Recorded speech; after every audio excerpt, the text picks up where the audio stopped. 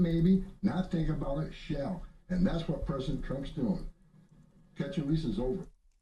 He says catch and release is over. Yeah, So I do think when the media has that conversation, we can't rage bait, though. Because, every time they say it, they'll be like, oh, a 2-year-old got deported, a 3-year-old got deported, but they're not telling the whole story of their parent was here illegally, and so the parent got deported, and so they sent the child with them. Because when I hear it, I'm like, why the hell would they deport a 2-year-old? Why would they deport some child with cancer? But then there's a whole other story that goes with it. The only reason I think that media should be completely honest and tell the whole totality of the story is because that's when people label things fake news. But I would ask, are the kids forced to leave, right? So if the kid has a family member that's here legally, are you making the kid leave because the parents are leaving, or could the kid stay with his grandparents, or could the kid stay with his father, or could the kid stay with his uncle?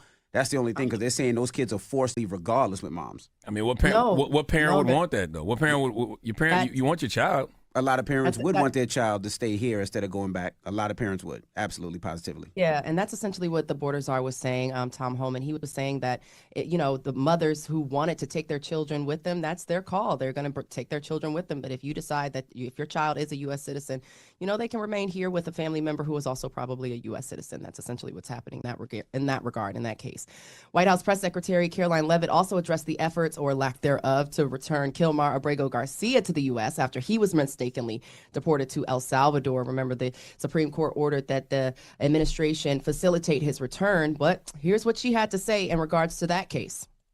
That is his home country. That is where he belongs. And the administration intends to comply with what President Bukele said of El Salvador. He does not intend to send that individual back.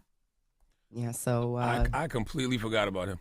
And that was just last week. No, I'm not. They flood the zone so much with so much information. Like, I completely forgot about him. I'm already thinking about, now it's about the little kid who got deported and the kid with cancer who got deported. I completely forgot about him.